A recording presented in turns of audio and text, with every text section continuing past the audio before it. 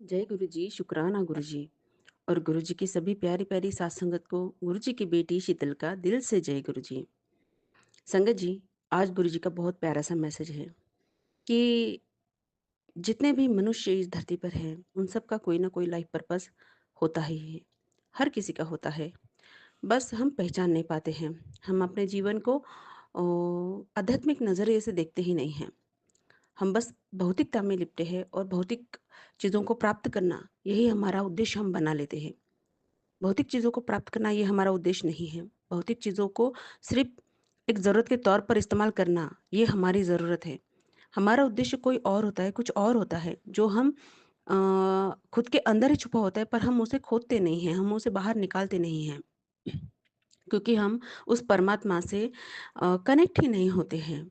अपने गुरु से कनेक्ट ही नहीं होते हैं, जिस लेवल पर हमें होना चाहिए। तो ये बहुत प्यारा सा मैसेज है कि सभी सोल्स ने, सभी ह्यूमंस ने, इंसानों ने अपने अंदर भीतर झाँकना चाहिए। अ, ध्यान में, मेडिटेशन में, इसे मेडिटेशन ये गलत वर्ड लगता है मुझे एक्चुअली। बोलना तो ध्यान ही चाहिए, क्योंकि ध्यान ही हमें उस परमात्मा तक, अपने गुरु अपने परमात्मा तक जोड़ता है। और हमारे जीवन में तो अभी संपूर्ण समर्थ गुरु हमें प्राप्त हुए हैं, है ना? उन्होंने हमें चुना है, हमारे जीवन में वे है, अपनी प्रेजेंस हमें दिखाते हैं। फिर भी हम कितना नज़रअंदाज करते हैं चीज़ों को, सिर्फ अपने भौतिक चीज़ों को प्राप्त करना, गुरु से हेल्प मांगना, क्या यही हमारा उद्देश्य? नहीं। ठीक है, वे मदद करते हैं, परिस्थिति को देख के वे मदद ज़रूर करते हैं हमारी, पर हमारा क्या कर्तव्य है उनके प्रति? हुँ, क्या हमारे गुरु क्या कहना चाहते हैं? क्या हम उस पथ पर हैं? ये बहुत बड़ा सवाल है, हर सोल के लिए ये बहुत बड़ा सवाल है। मैं समझती हूँ कि सत्संग के माध्यम से, इस मैसेज के माध्यम से आप इस प्रश्न के उत्तर को खुद के अंदर ज़रूर खोजेंगे। और ये गुरु जी का आदेश है, आज सभी सोल्स के लिए ये आदेश है, जो भी ये सत्संग सुनेगा। ये प्रश्न आप अपने आप को पूछिए कि क्या मैं किस लिए आया हूँ इस धरती पर? मेरा क्या उद्देश्य है? मुझे करना क्या है? सिर्फ़ घर प्राप्ति, बच्चा प्राप्ति, नौकरी प्राप्ति, पैसा प्राप्ति, ये प्राप्ति, वो प्राप्ति, क्या यही उद्देश्य है? हुँ? क्या हमने इंसानियत छोड़ दी है? पूछिए, अपने गुरु के आगे बैठिए, पूछिए, आत्मा के लेवल पर आके पूछिए, ना कि भौतिक लेवल पर, ना कि शारीरिक लेवल पर। अपने सारे भौतिक आयामों को छोड़ के बोलिए, तो गुरुजी ज़रूर सुनेंगे और आपको उत्तर भी ज़रूर देंगे। बस केवल हमें पहचानना है। और सॉरी संगत जी, बीच में थोड़ा इंटरप्शन आ गया। और शुरू करते हैं आज के सत्संग, जो कि मेरे बहुत सुंदर-सुंदर सत्संग हैं। छोटे-छोटे ही मैं संक्षिप्त स्वरूप में सुनाती हूँ कि ना, एक पॉकेट स्वरूप था मेरे पास, जो कि थोड़ा खंडित हो गया था। खंडित मीन्स मेरे हाथों से ना गलत जगह गिर गया। मुझे नहीं समझ में आया कि ये हुआ कैसे? शायद गुरुजी की इसके पीछे कुछ प्लानिंग रही होंगी। तो वो गिर गया और मुझे अच्छा नहीं लग रहा था। मुझे ऐसा हो रहा था कि मुझे इसे विसर्जित करना चाहिए, और मेरा एक ब्रेसलेट स्वरूप भी ना उतारते वक़्त मेरे हाथों से बीच में से टूट गया। ये भी मुझे सरप्राइज़ हुआ। ज़रूर गुरुजी ने कोई ना कोई कष्ट काटा है। गुरुजी ऐसे ही करते हैं, अपने बच्चों के ऊपर कोई विपदा आने नहीं देते, खुद पर ले लेते हैं। तो मुझे ये हो रहा था कि उसे विसर्जित कर दिया जाए। तो मैं अपने घर के पास कुछ दूरी पर एक नदी है, वहाँ पर गई मैं। ब्रेसलेट स्वरूप विसर्जित कर दिया, पर जब मैंने रॉकेट स्वरूप विसर्जित करना चाहा, तब वो ऊपर ही ऊपर तैरने लग गया। तो मेरे दिमाग में ही नहीं आया कि अरे ये प्लास्टिक कोटेड है, ये पॉकेट स्वरूप लैमिनेटेड, ये अंदर कैसे डूबेगा? ये डूबेगा ही नहीं। तो ऊपर ही तरंग रहा था, वो तैर रहा था। तो मैंने ऐसे एक लकड़ी ली और उसको ऊपर उठाना चाहा। जैसे मैंने उसको ऊपर उठाना चाहा, बाहर निकलना चाहा, वो अपने आप अंदर चला गया और अंदर जाके मिट्टी में धँस गया। और वो दिख रहा था मिट्टी में, ऐसे गड़े जैसा हो गया एक कोने से, तो वो दिख गया मुझे। मतलब देखिए, मैंने गुरुजी को, जब वो तैर रहा था ना, तब मैंने गुरुजी को कहा, "गुरुजी, ये तो ऊपर ही ऊपर रह गया, अब मैं इसे अंदर कैसे डालूँ? हाँ, मुझे इसे बाहर निकल के इसको कुछ पत्थर वगैरह बाँध के या कुछ हेवी मटेरियल बाँध के इसको फिर से डालना होगा, तभी ये अंदर जाएगा।" ये मेरे दिमाग में आया। मेरी बेटी से साथ में थी, तो उसने मुझे ऐसे ही बोला। पर जब निकालने लगी, तब गुरुजी ने देखो स्वयं को किस तरह विसर्जित कर लिया। उन्होंने ही किया ये काम, क्योंकि देखो, ये प्लास्टिक की चीज़ें डीप नहीं जाती ना, डूबती नहीं हैं, है ना? ये तो हम सब भी जानते हैं। तो एक हल्का-सा वो स्वरूप, कोई जिसका वेट ही नहीं है, वो किस तरह अंदर डीप में जाके डूब सकता है? वो डूबने वाली चीज़ ही नहीं। पर हमारे गुरुजी ने देखिए अपने बच्चे की परेशानी को पहचाना और किस तरह खुद ही को खुद ही ने विसर्जित भी कर लिया। ये बहुत बड़ा एक चमत्कारिक प्रसंग है वैसे देखा जाए तो किसी नज़रिए से। नहीं तो हम हर चीज़ के पैसे पीछे तो कैसे लॉजिक ढूँढते हैं कि नहीं? आप सब जानते हैं हर चीज़ के पीछे आजकल की दुनिया तो जितनी भी लॉजिकल है साइंस को मानने वाली 100% वो तो लॉजिक ही ढूँढती है, पर इसमें कोई लॉजिक ही नहीं है। इसमें केवल मेरे प्रभु की, मेरे गुरुदेव की, मेरे गुरु गुरु जी की महिमा है, उनकी करुणा है। उन्होंने जो अपने बच्चे की परेशानी को पहचाना और उसका उसका सॉल्यूशन निकाला, वो है, चमत्कार है। तो गुरु जी का बेअंत शुक्राना कि उन्होंने इस तरह मेरी सहायता की और मेरी मन में जो प्रश्न था, उसका हल निकाला, वो प्रॉब्लम का हल निकाला उस वक़्त। उसके लिए बहुत-बहुत शुक्राना। उसी के साथ ना और एक सत्संग है कि मेरे राइट नोस्ट्रल में ना मुझे सर्दी हुई थी और नाइ राइट नोस्ट्रल में ना मेरी सर्दी बैठ ही नहीं रही थी। वो पता नहीं क्या ही एक्चुअली मेरे राइट हेड में थोड़ा-सा अंदरूनी कुछ प्रॉब्लम है, जो कि मेरे को गुरुजी ने ना बहुत मायनों में हील भी करके दिया अपने आप ही, बिना किसी ट्रीटमेंट किए हुए मुझे मेरे राइट ब्रेन में उन्होंने मुझे हीलिंग दी है। थोड़ा-सा प्रॉब्लम है उसमें, बट अभी पहले के मुकाबले बहुत कम है।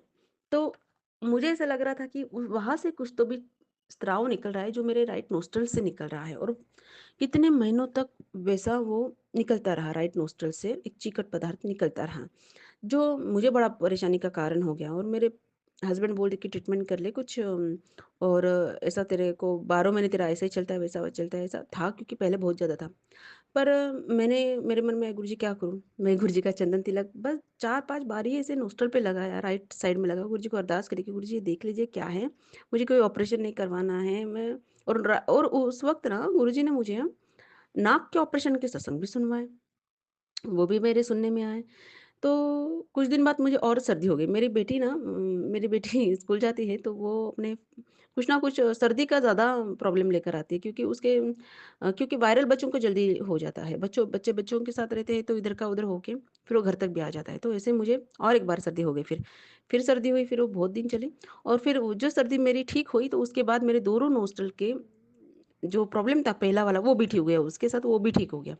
तो देखो, कुछ टाइम मैंने चंदन तिलक लगाया और अरदास करी।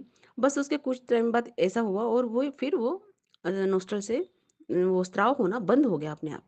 मतलब ये भी एक चमत्कारिक सत्संग है मेरे लिए कि वो जो इतने महीनों से चल रहा था, वो कुछ ही दिनों में मुझे गुरुजी ने ठीक करके दिया। ये एक बहुत बढ़िया सत्संग है मेरे साथ, जिसके लिए बेअंत शुक्राना मैं गुरुजी का करती हूँ। और और एक है कि मेरे बालकनी में एक बटरफ्लाई आई और वो मेरे मेरे इर्द-गिर्द ऐसे इधर-उधर भटकने लगे, ऐसे-ऐसे चलने लगी और मेरा एक राउंड निकाल के चली गई। न जाने कौन-सा कष्ट काटा है। गुरुजी आते हैं सच में बटरफ्लाई फॉर्म में आते हैं और अपने कष्ट हर लेते हैं, अपने को ब्लेस कर देते हैं। और एक है कि गुरुजी ने मुझे ना बहुत बार ना बालों के सत्संग बहुत सुनवाए कि तेरे घर में बहुत बाल है, बहुत बाल है। मैं सोचती थी कि मैं तो इतना साफ रखती हूँ घर, बहुत क्लीन करती हूँ। बाल वगैरह मैं मोस्टली नहीं रखती पर मेरी बेटी के बहुत बाल झड़ते तो उसके रह जाते तो मैं वो भी वहीं फिर भी बाल के सत्संग आते थे। मुझे समझ नहीं आ रहा था पर एक दिन गुरुजी ने ना मेरे जो बेड है, बेड के नीचे हमारे ट्रॉली लगी हुई है, वो ट्रॉलीज़ निकलवाई। ट्रॉली निकलवाई तो नीचे देखा पूरे बाल ही बाल और सब ऐसे जाली से लिपटे हुए बाल इतने सारे जमा हो गए थे क्योंकि ट्रॉली के नीचे एक गैप है और उसके आगे मेरा ड्रेसिंग है तो जो भी कॉम किया रहता मैं तो ज़्यादा बाल कंघी नहीं करती मेरी बेटी का ही पर वो हो गए वो जमा हो गए अंदर शायद ऐसा मुझे लगा पर पूरा एरिया जो बालों से ढका हुआ मुझे दिखा फिर मैंने उसको पूरा क्लीन किया तो गुरुजी ने ही ये करवाया क्योंकि मुझे समझ ही नहीं आ रहा था कि बाल तो कहीं पे भी नहीं दिखते हैं अब दिख भी गए तो मैं उठा लेती हूँ बार बार मुझे बालों के लिए गुरुजी क्यों कह रहे हैं देखा तो गुरुजी ने मुझे दीवान के नीचे का पूरा एरिया साफ करवाया जहाँ पे पूरे बाल बिछे हुए थे और ये थोड़ा-सा बहुत ही सरप्राइज़िंग था भी मेरे लिए कि इतने सारे बाल मतलब तो ख़ैर मेरे बाल बहुत झड़ते थे क्योंकि, तो मेरे को इतना ये नहीं हुआ बट वो देख के मुझे सरप्राइज़ हुआ कि गुरुजी कैसे साफ़ करवाते हो? वो एरिया मेरे से गुरुजी ने साफ़ करवाया, जो मेरे दिमाग में ही नहीं आ रहा था। ये गुरुजी का ही थॉट था, ये गुरुजी की ही महिमा थी। उसी के साथ ना मेरा किचन का सिंक था, वो थोड़ा बुझ रहा था, जैसे पानी ठहर रहा था तो उसको क्लीन करवाया। क्लीन करवाया फिर भी उसके दूसरे-तीसरे दिन ना वो फिर से ना स्टक हो रहा था, पानी नीचे जा ही नहीं रहा था। मैं समझ में नहीं आया कि ये कोई प्रॉब्लम नहीं, सब अच्छा है अभी, फिर भी पानी नहीं जा रहा। मैंने उसके ऊपर का वो जो ढक्कन रहता है जाली वो निकाला, निकाला तो देखा कि नीचे बालों का गुच्छा। मैंने सोचा कि ये आया कहाँ से? कल-परसों ही तो इन्होंने साफ करके दिया, फिर से ये आया कहाँ से मुझे ये समझ में नहीं आया। क्योंकि मैंने ये भी सुना था उसी के साथ कि घर में नेगेटिविटी जब आती है तब बाल बाल भी उसी के साथ वो जमा हो जाते हैं, इसे भी मैंने सुना था। तो उसका भी सत्संग मुझे गुरुजी ने पहले सुनवा दिया था। फिर मैंने वो क्लीन किया और फिर वहाँ से वो साफ़ हो गया। मतलब देखो बालों को लेके भी गुरुजी कितने हमें हिंट देते हैं, सत्संग सुनवाते हैं, रिलेटेड चीज़ें क्लीन करवाते हैं। तो ये बहुत सुंदर सत्संग मेरे जीवन में हुए हैं, अभी हाल ही में हुए हैं और ये स्वरूप वाला तो बहुत ही अमेज़िंग रहा मतलब सच में। गुरु जी की महिमाएँ इस तरह होती हैं कि हम पहचान नहीं पाते और ये सच में होते हैं। बट सिर्फ़ इतना रहता है कि हमारा विश्वास, हमारी श्रद्धा कितनी है ना? जैसे प्यार अंधा होता है वैसे हमारे गुरु के प्रति श्रद्धा, प्रेम, विश्वास भी अंधा ही होना चाहिए तभी हम इसे पहचान पाते हैं। ये मेरे कुछ सत्संग थे जिसके लिए मैं बेअंत शुक्राना गुरु जी का करती हूँ कि अपने बच्चों को वो किस तरह सँभालते हैं। गुरु जी की महिमा का बखान इस तरह ही हमें एक-दूसरे के साथ करना चाहिए ताकि औरों को भी इंस्पिरेशन मिले। बताने से बहुत चीज़ें कट भी जाती हैं, अपनी भी आगे वाले की भी और इंस्पिरेशन भी मिलता है, विश्वास बढ़ता है, श्रद्धा बढ़ती है। बहुत-बहुत शुक्राना गुरुपा हमें ये सब चीज़ें सिखाने के लिए, अपनी प्रेम भक्ति क्या है ये हमें बताने के लिए बहुत-बहुत शुक्राना, बहुत-बहुत शुक्राना। तो मिलते हैं नेक्स्ट सत्संग में, तब तक के लिए जय गुरु जी, शुक्राना गुरु जी। ओम नमः शिवाय, शिव जी सदा सहाय, ओम नमः शिवाय, गुरु जी सदा सहाय। जय गुरु जी।